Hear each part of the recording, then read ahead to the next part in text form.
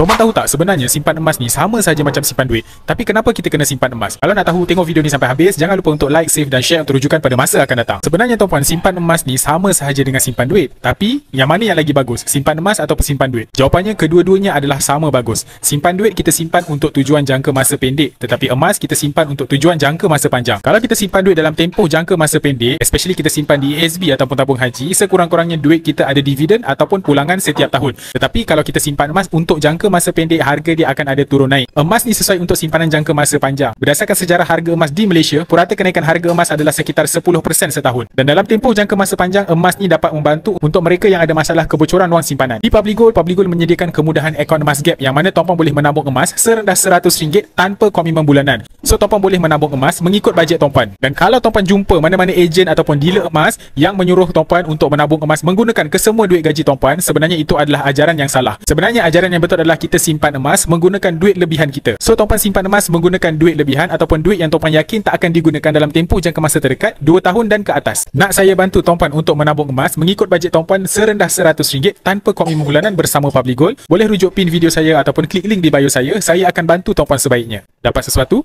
Boleh follow.